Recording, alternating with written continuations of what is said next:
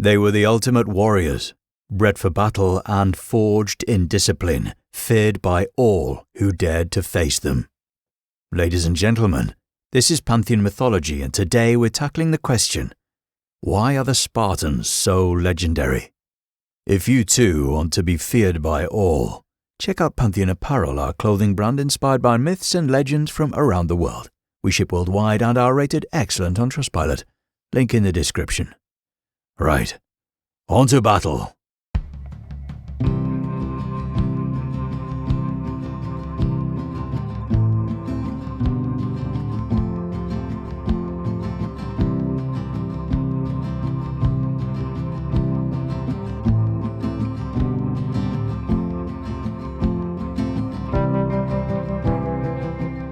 Nestled in the Eurotas Valley, Sparta's geography played a crucial role in shaping its unique identity. Surrounded by rugged mountains like Mount Taygetus and shielded from influences of the outside world, the city developed in relative isolation. Unlike Athens, which thrived on trade and cultural exchange, Sparta focused inward, creating a society built for survival in a hostile environment.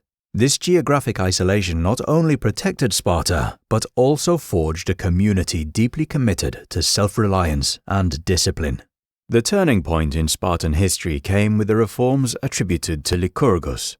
While some argue he was more legend than man, his impact on Spartan society is undeniable. Lycurgus's reforms weren't just about laws.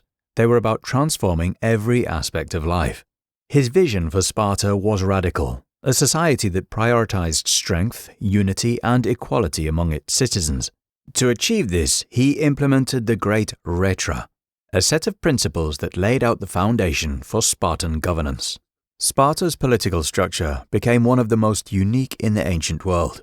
Two kings ruled simultaneously, balancing each other's power and serving as both military leaders and religious figures.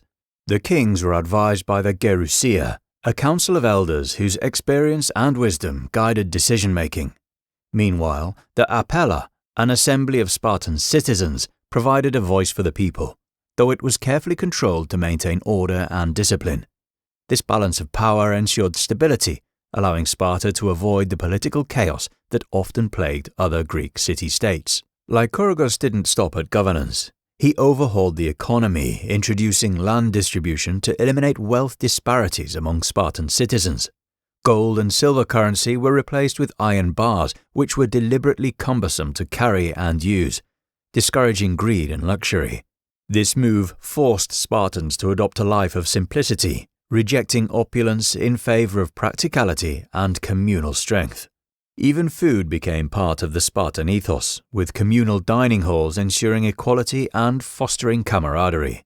Through these reforms, Lycurgus created a society unlike any other in ancient Greece, a society focused entirely on unity, resilience, and the collective good. Sparta became a city where every citizen had a role to play, from the kings to the common soldier, and where every decision served the ultimate goal: to protect and preserve the state. This foundation not only set Sparta apart, but also laid the groundwork for its rise as one of the most legendary powers in the ancient world. In Sparta, warriors weren't born. They were molded from the earliest age. At just 7 years old, Spartan boys left their home and entered the Agōgē, a state-run program designed to transform them into disciplined and loyal warriors. This wasn't simply about physical training. It was an all-encompassing system that redefined every aspect of their lives. Life in the Agōgē was harsh by design. Boys were placed into groups, or Agōgē, where they lived in barracks under the watchful eyes of older trainees and instructors. Family bonds were replaced with loyalty to their peers, forging a sense of unity essential for survival on and off the battlefield. Comfort was intentionally stripped away. Beds were made of reeds they gathered themselves, clothing was minimal, and meals were barely enough to stave off hunger. Stealing food became a necessity, but failure to remain undetected meant punishment. The practice wasn't mere cruelty. It honed their resourcefulness and prepared them for the harsh realities of war. Physical training was unrelenting. Boys spent days running, wrestling, and sparring to build strength and endurance. Mock battles further sharpened their instincts and combat skills. But physicality alone wasn't enough. Coordination and precision were critical for the Spartan phalanx. So music and dance were integral parts of their training, enhancing their ability to move in unison during battle. Spartans also prized sharp minds and concise speech. Through lessons in rhetoric, boys learned to articulate themselves with clarity and power, a skill that made their commands effective and their presence commanding. Their words, like their weapons, needed to strike with precision. By the age of 12, the intensity of the training increased. Now called paidiskoi, they faced harsher conditions, such as enduring freezing winters with only a thin cloak for warmth. Older trainees became their mentors, guiding them not only in combat, but in embodying Spartan ideals like sacrifice, resilience, and loyalty. These bonds reinforced their commitment to their comrades and to the state. Leadership was another critical component of the Agōgē. Boys who excelled in discipline and strategy were given opportunities to lead their peers, providing early experience in command. These trials prepared them for roles as future commanders, as leadership in Sparta was never based on privilege. It had to be earned. By the time these young men graduated in their late teens, they weren't simply soldiers.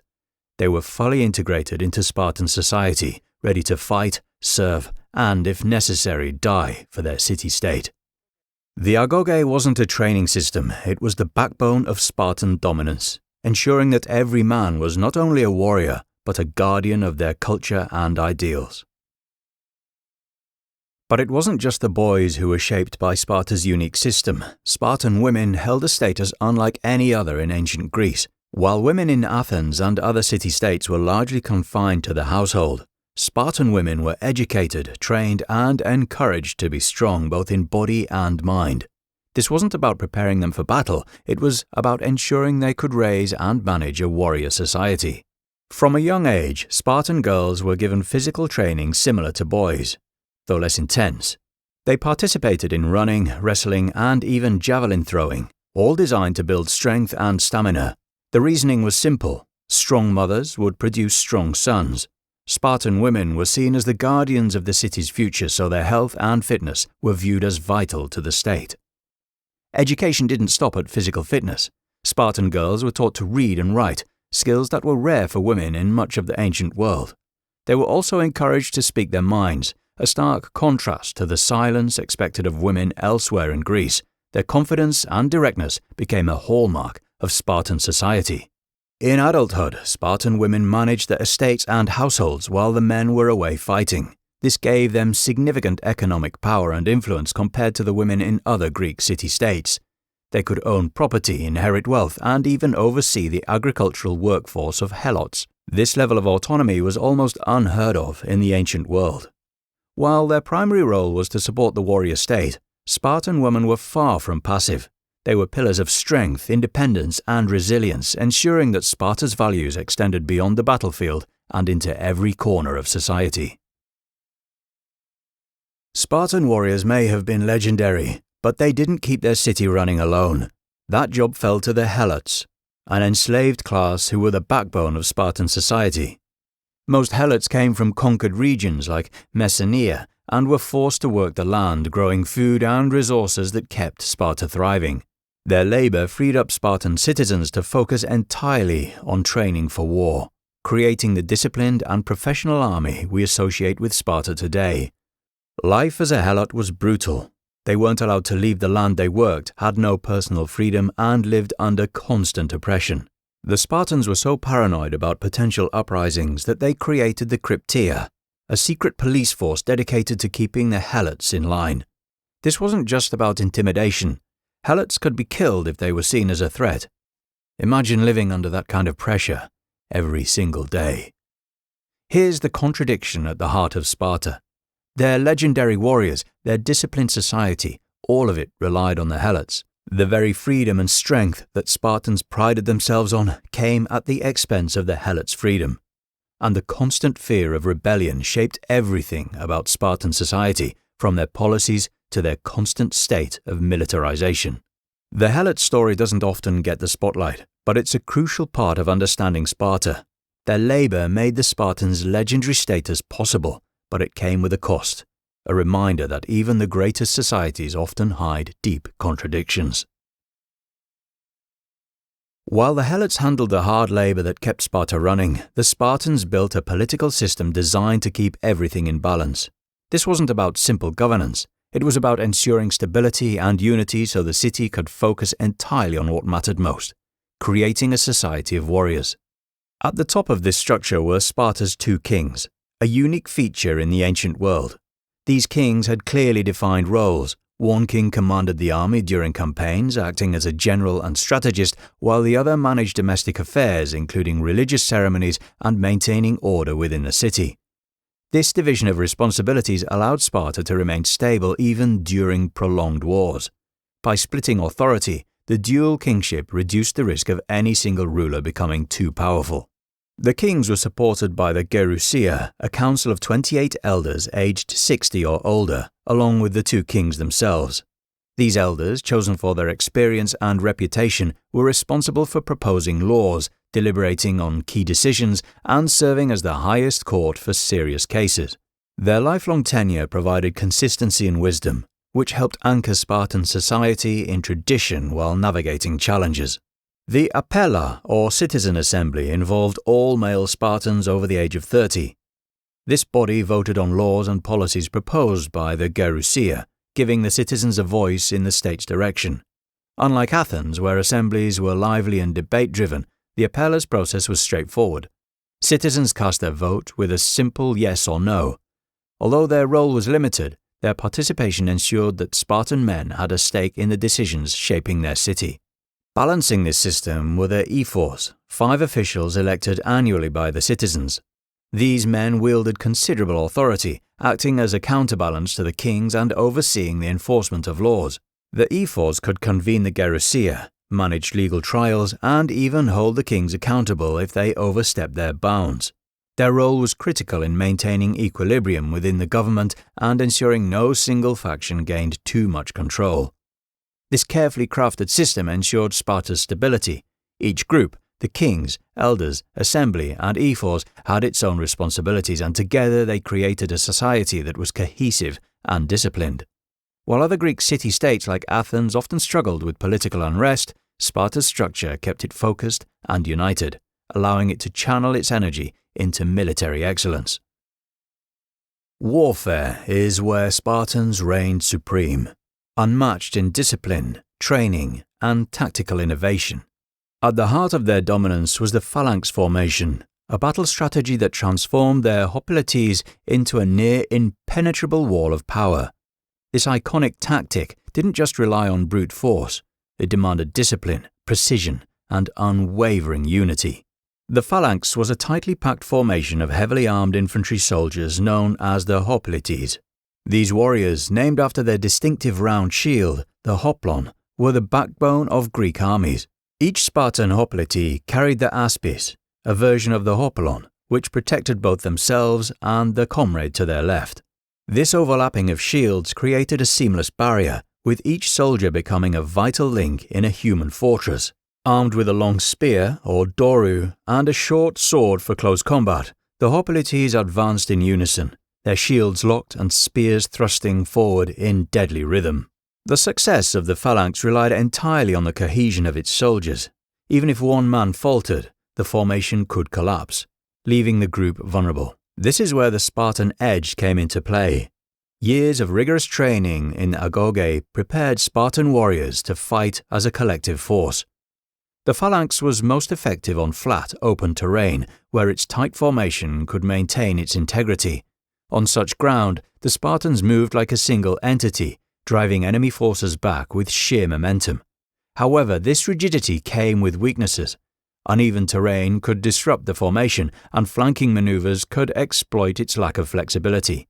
Despite these vulnerabilities, few armies had the discipline or organization to capitalize on these weaknesses, especially when faced with Spartan troops. One of the most impressive aspects of the Spartan phalanx was how it mirrored the values of Spartan society. The interlocking shields symbolized unity and mutual reliance, while the relentless forward march represented their collective determination. Each soldier knew their role, and even in death, their sacrifice strengthened the phalanx as a whole. Beyond the battlefield, the phalanx became a symbol of Spartan dominance and discipline, a testament to their military genius. While other Greek city-states also used the phalanx, none executed it with the precision and effectiveness of the Spartans. No military superpower could dominate without the right equipment, and the Spartans were masters of practical and effective gear. Every piece of their arsenal was crafted to maximize efficiency on the battlefield, ensuring they were always ready to face their enemies. Central to a Spartan's hoplites arsenal was the dory, a spear around 2 to 3 meters long, or 6.5 to 9.8 feet. Built from a durable ash wood, it featured a sharp iron or bronze spearhead for piercing enemy defenses. At the opposite end was the sauriter, or lizard killer, a bronze spike that balanced the spear and served as a backup weapon. This design ensured the dory could be relied upon even in the chaos of battle, making it a versatile and deadly choice. When close-quarters combat was unavoidable, Spartans drew their xiphos, a short, double-edged sword, measuring about 30 to 45 centimeters or 12 to 18 inches. It was compact enough for swift, precise strikes in the tight confines of a phalanx clash. This weapon wasn't flashy, it was designed for brutal efficiency when the spear could no longer be used. The aspis, or hoplon, was the defining feature of the Spartan hoplite. This massive, round shield measured roughly 1 meter, 3.3 feet, in diameter and weighed up to 9 kilograms, or 20 pounds. Made from wood and covered in bronze, it provided excellent protection for the soldier while also shielding the comrade to their left. Its size and curved design made it essential for maintaining the integrity of the phalanx, turning a group of warriors into an unbreakable wall. More than a piece of armor, the aspis symbolized the collective strength of Spartan society. Spartans often wore bronze body armor, but some opted for the leaner thorax, a tighter alternative made from layers of hardened linen. This provided a balance between mobility and protection, ideal for their fast-paced and disciplined fighting style. Bronze greaves protected their legs, and their helmets, often of the Corinthian style, offered extensive coverage of the head and face. With their imposing horsehair crests, these helmets made Spartans appear as fearsome as they were effective. Every piece of Spartan equipment had a purpose. It wasn't about extravagance or innovation for its own sake, it was about functionality and survival. This gear, paired with the relentless training and unyielding unity of the phalanx, made the Spartan army one of the most feared forces in history. The Spartan code defined what it meant to be one of the most disciplined and respected warriors in history. Bravery and honor weren't abstract ideals of the Spartans. They were the foundation of their society, shaping every decision and action. From the moment a Spartan boy began his training, these values were instilled, becoming an intrinsic part of their identity as they grew into adulthood. This code extended far beyond the battlefield. It governed how Spartans lived, spoke, and even interacted socially. In the syssitia, or communal dining halls, men gathered to eat simple meals and strengthen their bonds. Here, restraint and purpose were paramount. Conversations were expected to be brief and meaningful, reflecting Spartan disdain for idle chatter or excessive emotion. Speaking too much or without thought was seen as a weakness, while concise, impactful words mirrored the precision Spartans sought in their actions. Honor was deeply intertwined with loyalty to the state and one's comrades.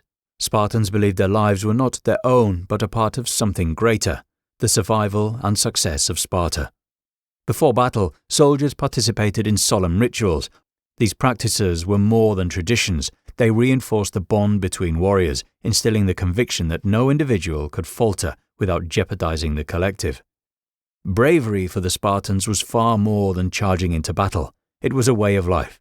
True courage meant facing hardships without complaint, whether enduring the harsh winters of the Eurotas Valley, managing the demands of communal living, or accepting the sacrifices demanded by the militarized society. Spartans were taught that mastery over oneself, over fear, discomfort, and even personal desires was the truest form of strength. Even in defeat, the Spartan code demanded unwavering honor. To retreat from battle was unthinkable. A disgrace worse than death. This is why Spartan mothers reportedly told their sons, "With your shield, or on it," urging them to either return victorious or die fighting. To a Spartan, there was no glory in survival if it came at the cost of their honor. The code also influenced how Spartans treated others, particularly their comrades. Spartan warriors were expected to act as protectors, upholding their oaths to defend the phalanx and prioritizing the safety and unity of their group above all else. This collective mindset ensured the strength of their military wasn't just in individual skill, but in the cohesion and trust that bound them together. The Spartan code wasn't something written or dictated, it was lived every day. It shaped not only the legendary warriors but the entire fabric of Spartan society. While Sparta had its fair share of kings, none have made as lasting an impression as Leonidas. Born around 540 BC, Leonidas was part of the Agōgē dynasty, one of Sparta's two royal families. His name, meaning lion in Greek, was a fitting preview for the fearless leader he would become. Leonidas became king of Sparta in 490 BC after the death of his half-brother Cleomenes. At the time, the Persian Empire led by King Xerxes I was expanding rapidly, threatening all of Greece. Leonidas's leadership would soon be tested in the most extreme way possible. In 481 BC, as Xerxes prepared to invade, the Greek city-states formed an alliance to push back. Leonidas was chosen to lead this united force, and he knew exactly what needed to be done. The Battle of Thermopylae in 480 BC became his defining moment. At Thermopylae, Leonidas led a small but fierce army of around 7,000 Greek soldiers, including his famous 300 Spartans, against the might of Xerxes' army, which was said to number in the hundreds of thousands. They took up positions in a narrow pass where the Persian numbers couldn't be fully utilized. The terrain worked in the Greeks' favor, giving them a slight advantage. But it wasn't just about the land. It was the Spartans' unmatched discipline and tactical genius that gave them the edge. For 3 days, Leonidas and his men held their ground, defeating wave after wave of the Persian attacks. Their unity was unshakable. Leonidas, standing at the front, led by example, showing his men how to fight and die for Sparta. Despite being vastly outnumbered, they fought with such precision that they inflicted significant losses on the Persians. But then, disaster struck. Ephialtes, a Greek traitor, revealed a hidden mountain path to the Persians, allowing them to flank the Greek army. Realizing that defeat was inevitable, Leonidas made a fateful decision. He dismissed most of the Greek forces, leaving only his 300 Spartans and a handful of other Greek soldiers to make a stand. They knew their fate, but they also knew their sacrifice would buy time for the rest of Greece to prepare for the next phase of the war. The Spartans fought to the very end, holding their ground until they were overwhelmed. Leonidas and his men died in battle, but not in vain. Their bravery bought the Greeks valuable time, and their courage became a rallying cry for all of Greece. Leonidas's decision to stay and fight symbolized everything Sparta stood for: loyalty to the state, self-sacrifice, and bravery in the face of impossible odds. The Battle of Thermopylae became a defining moment for Greece. It wasn't the battle itself that turned the tide, but the incredible courage Leonidas and his warriors displayed. Their stand showed the world that the Spartans were a force to be reckoned with. The unity of their forces, their belief in their mission, and their willingness to die for each other and for Sparta gave birth to a legend that still resonates today. Leonidas's legacy doesn't just live on in textbooks or military history. It's part of popular culture. The epitaph found at Thermopylae, "Go tell the Spartans, passerby, that here, by Spartan law, we lie," still stands as a reminder of their courage. Over time, Leonidas became the symbol of a kind of heroism that we still admire, fighting for what you believe in, no matter the odds. The Battle of Thermopylae will always stand out as one of the most iconic moments in Spartan history, but it was only one of many battles where their military strategy, discipline, and courage were tested. Beyond this famous stand, Sparta's role in Greek warfare was solidified through other significant conflicts.